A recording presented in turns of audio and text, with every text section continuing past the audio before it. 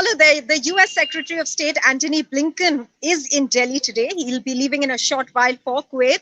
And the major issues on agenda were discussions on security in and around Afghanistan, as well as those related to China and in the Indo-Pacific, as well as other issues related to human rights, democracy, a gamut of issues discussed there, not just with his counterpart S. Jaishankar, but earlier in the day with NSA Ajit Doval as well. He's meeting the Prime Minister. The meeting would have started about 15 minutes ago. That was slated for 4:15 p.m. And he'll be taking off for Kuwait in about an hour's time from now. Praveen Swami is joining us with his perspective on how he views this meeting. Hi, Praveen. Praveen, the first question I want to ask you is about the takeaways. What do you think was the biggest talking point today in the meetings? Maha, I briefly lost you there, but if you can repeat that question to me, I'd be really grateful. Praveen, I said, what, according to you, was the biggest takeaway today from the conversation, not just between S. Jaishankar and Antony Blinken, but overall, because he's met with the National Security Advisor, Ajit Doval, as well earlier in the day? Well, I think the big conversation in both capitals is, of course, the dragon. It's China. India has been extremely concerned with Chinese behavior on its land border in the north.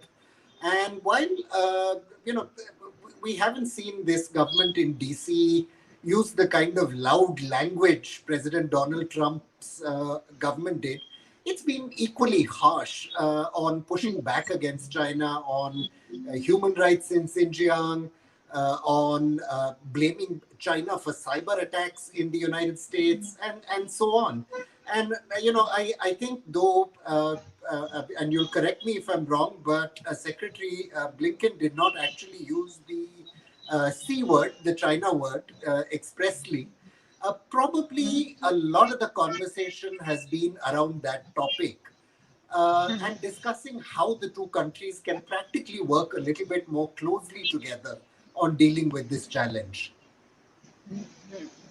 Praveen, even if the C word wasn't mentioned, as you're pointing out there, but how would you see the engagement of Antony Blinken specifically with a representative from the Central Tibetan administration, the Tibetan government in exile? Is it not, in some way needling China, using India at this juncture, and also in some sense recognizing the Tibetan government in exile? How do you see this going down with China? Of course, it's needling China. These gestures are very important. It's a long time since the United States had direct interaction with an official of the Tibetan government in exile. Having said that, I don't think you want to read too much into these symbolic gestures. Definitely, they're signaling annoyance to the Chinese, American irritation. But this is certainly going to get an angry response from the Chinese. Remember, just a few days ago, the Prime Minister Narendra Modi, wished the Dalai Lama on the occasion of his birthday. So this is definitely one of those things that is being thrown into the diplomatic pot. The Chinese are hypersensitive on anything that smacks to them of appeasement to the Tibetans or, Tibetan separatism in any form. So this will get an angry reaction. And the point, I think, is by both governments to tell Beijing that, look, we're not going to be scared of you and your reactions to these things. We will pursue an independent foreign policy. Having said that, to start imagining that either of these countries is about to, establish formal diplomatic ties with the government in exile or call for the independence of Tibet, I think that's probably a little bit too much, but a gesture certainly that's important. Praveen, you were rightly mentioning that, the Donald Trump regime was certainly more vocal on many of the issues. The present regime, the present administration in America might be more nuanced in its approach. But on the issue of Tibet, they have both been, acting pretty much on the similar lines. For instance, the government, the previous administration of Donald Trump engaged with Loksang Sangye, the CTA president, who for the first time ever visited White House last year in November end. And that is, we are seeing a continuation of that, would you see, by the present administration, is it? It is in a sense a continuation of that. Like I said, on a lot of practical issues, the Biden administration, though it hasn't used that kind of language, there's been a lot of continuity in the policy. One of the important points of departure, though, which I think people in Delhi will be a little worried about, is that some of the muscle that one, at least the Trump administration had talked about, even if it hadn't done it, is a little missing here. So you'll recall there was a lot of talk in the dying months of the Trump administration about a 350 ship US Navy, which would have allowed the US Navy to significantly expand its military presence in the Indo-Pacific. What we know from the last United States budget is forget 350 ships and an expansion of the Navy. There's hardly an uptick in the budget, and basically what there is going to be focused on trying to get operational readiness among what exists rather than growing the fleet. A lot of similarly East Asian neighbors of India, Southeast Asian neighbors, wonder if, given what the US is doing in Afghanistan, whether there's really the appetite on their side to get involved in an actual conflict. And some suspicion that these noises that are made about Tibet, they sound nice among, domestically to Americans. There's a lot of sympathy there for the Tibetan cause. But whether there's actually resolve beyond the nice words, I think that there's some skepticism about. And that obviously we have to wait and see. Praveen, you mentioned Afghanistan just now, and a large part of the discussion today was with regards to Afghanistan. Today, Secretary Blinken mentioned it twice, that US's engagement in Afghanistan will continue, and he referred to the word military as well. What kind of engagement are we likely to see as far as military engagement is concerned? Because one would have imagined that America would not want to do anything more militarily now with Afghanistan once it withdraws all its troops. Has that been a change in strategy because of the manner in which the Taliban was trying to capture territory by supporting the air assets capability of Afghanistan, or Afghanistan security forces to be specific? Well, remember, the United States has the technological and military capability to keep on hitting Taliban assets without being in Afghanistan. They, after all, attacked Al Qaeda in 1998, long before they were present on the ground. They have carried out airstrikes using their air assets in West Asia, in the Middle East, in the Persian Gulf. They can continue to do that. But I suspect the reference was primarily over military assistance to the Afghan government. There have been worries based on historical experience that once the US military pulls out of theaters of conflict, that the money also stops going. It obviously becomes a tougher sell in Congress to say, that we need money even though we've got no troops over there. And certainly many in Afghanistan very, very worried about it. This maybe is a signal that, look, our support will stay firm, even though we're pulling out. Now, how much that assistance is going to be, whether that assistance is going to be adequate to help the Taliban, and most important, whether the Taliban will actually play ball in a political settlement or whether some kind of long war will continue, we don't know. What we do know is that there is a Taliban delegation in Beijing, which has been having conversations there even as we speak. The Chinese telling them pretty much what the rest of the world is telling them, that look, you have to stop fighting and get to the table. But whether they'll actually do so when they think they're winning the war is a real crystal ball gazing question. I have to say that you have mosquitoes attacking you, or what looks like mosquitoes attacking you. So, Praveen, so it's a little I am trying to dodge them. On. I'm trying to dodge them using a strategy of constantly moving around the space. But,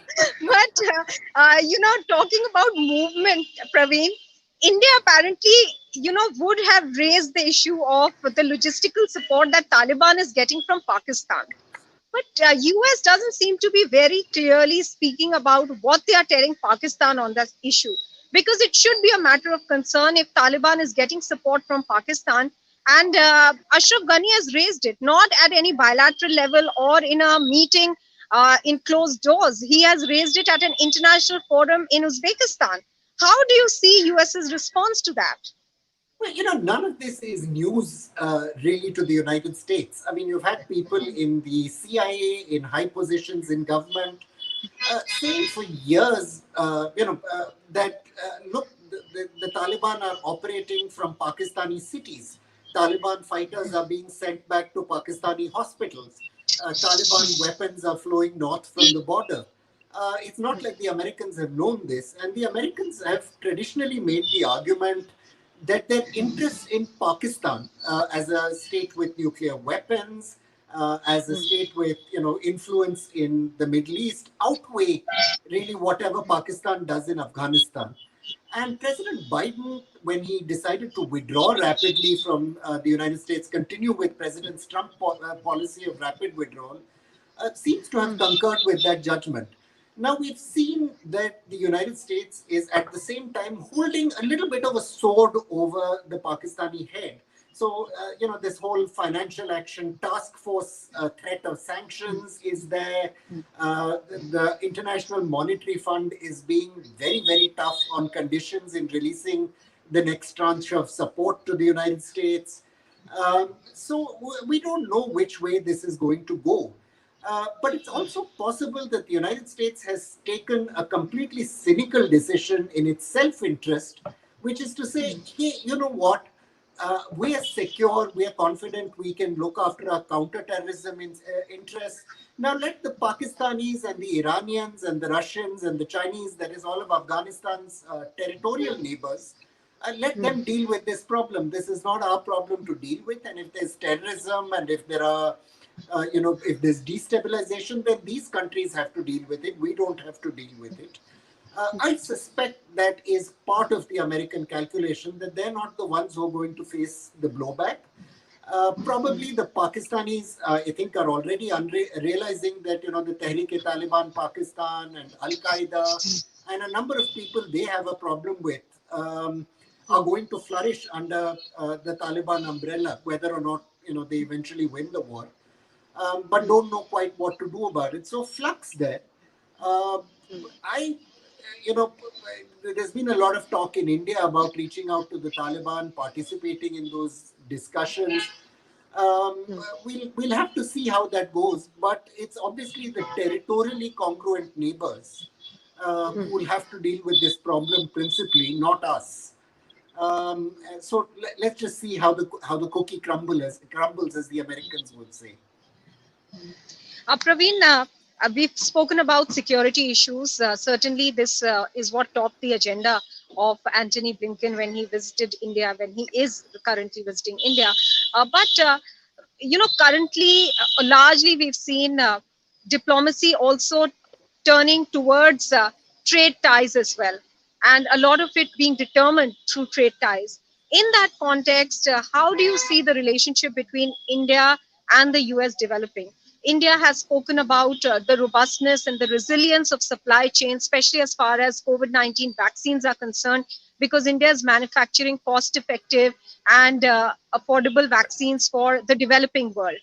But how do you see other aspects of trade as well as defense purchases as far as India is concerned? Is the US trying to push more of their defense purchases towards India?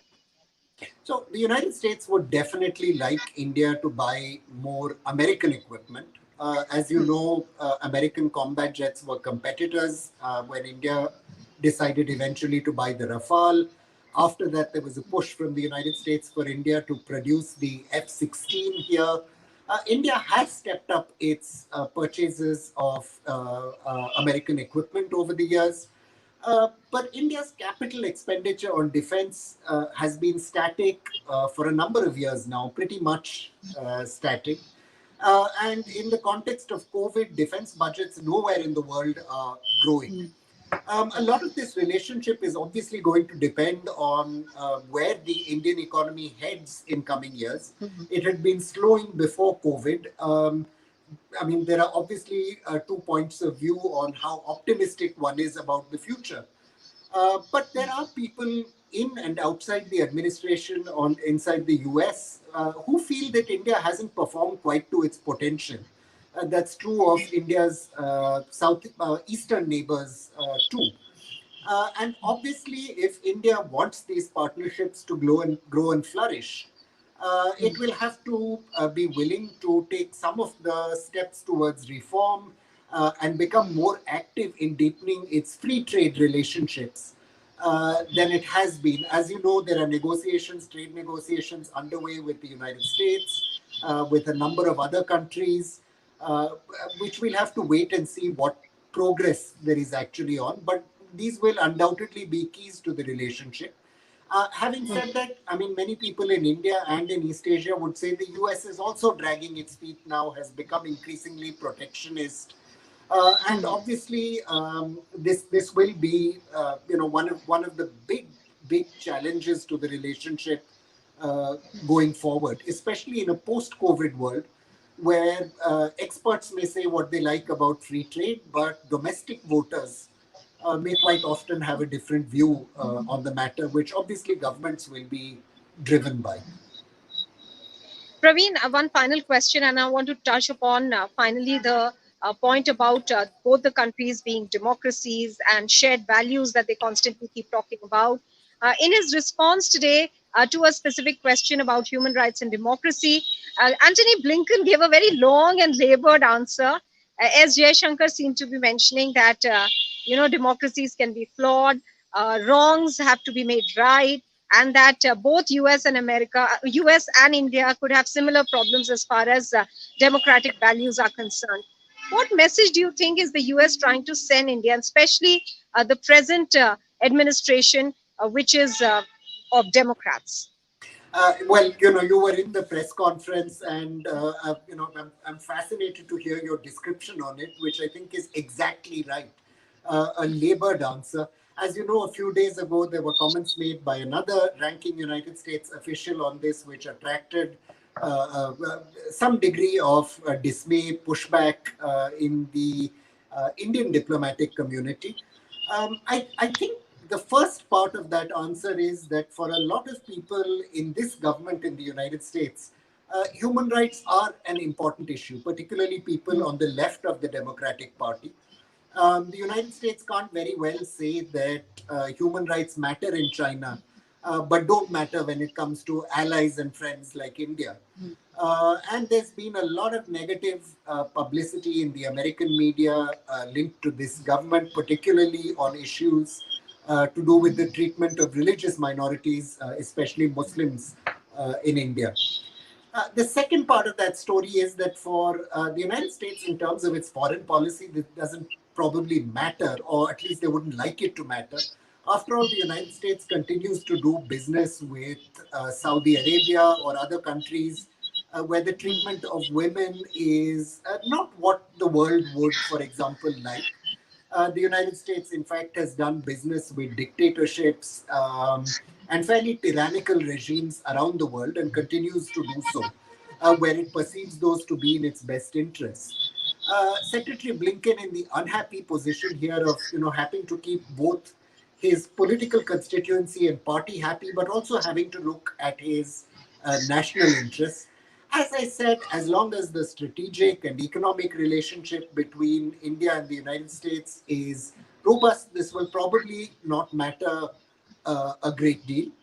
Uh, but it is something India will definitely have to listen to and understand that these issues are important to people of influence within the ruling political party in the United States, are important to younger voters, and that as the United States and other Western democracies press China and press other countries to improve their human rights record, India will have to do some introspection about its own record on these issues too.